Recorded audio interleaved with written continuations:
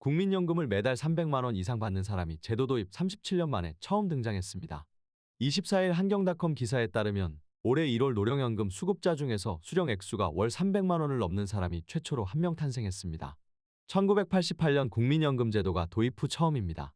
이 수급자가 월 300만 원 이상을 받게 된 데는 이른바 소득 대체율이 높았던 국민연금 제도 시행 때부터 가입해 30년 이상 장기 가입하면서 가입 기간이 길었던 게 큰 역할을 한 것으로 파악됐습니다.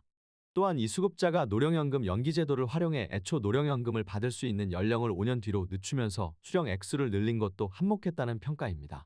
국민연금은 가입자가 최소 10년 이상 보험료를 내야만 노령연금 수급 권리를 확보할 수 있는데 가입 기간이 길수록 낸 보험료가 많을수록 소득 대체율이 높을수록 수령 금액이 커집니다.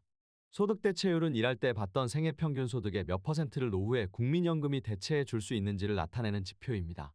1988년 국민연금 출범 당시에는 40년 가입 기준 70%였지만 급속한 고령화로 인한 기금 고갈 우려에 따른 1차 개혁으로 소득 대체율은 1998년 60%로 낮아졌습니다.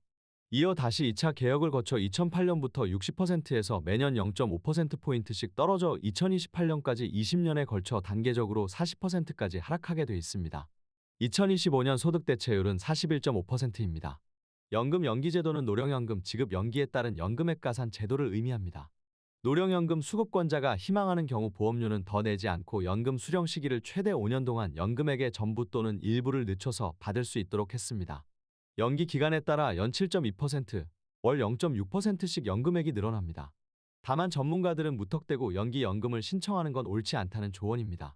수령 시기를 늦추면 많이 받는 대신 수령 기간이 줄어드는 만큼 최종 연금액이 감소할 수 있다는 것입니다. 연기 연금은 당장 연금을 타지 않아도 생활하는 데 지장이 없을 만큼 소득이 있고 건강해서 장수할 가능성이 큰 사람에게 유리한 만큼 자신의 건강 상태와 소득, 평균 수명 등을 고려해 신중하게 결정해야 합니다. 최초로 월 300만 원 이상 노령연금 수급자가 등장하긴 했지만 전체 수급자가 받는 평균 금액 수준은 공무원연금이나 사학연금, 군인연금 등 다른 특수직령연금 수급자와 비교해서 그다지 많지 않아 노후 대비에는 부족하다는 지적입니다. 국민연금연구원의 공적연금 제도 간 격차와 해소 방안 정책 보고서에 따르면 2019년 기준으로 국민연금 수급자의 1인당 월 평균 노령연금 수령액은 53만 원이었습니다. 2024년 9월 말 기준으로는 월 65만 4,471원입니다. 반면 2019년 기준 퇴직 공무원의 1인당 월 평균 퇴직연금 수급액은 248만 원이었습니다. 공무원연금의 퇴직연금은 공무원이 10년 이상 재직하고 퇴직 시 퇴직한 때부터 사망할 때까지 받는 연금으로 국민연금의 노령연금에 비교됩니다. 국민연금과 공무원연금의 수령액 격차가 큰 것은 연금제도 수급자의 평균 가입 기간과 가입 중에 낸 보험료, 지급률 등의 차이로 분석됩니다.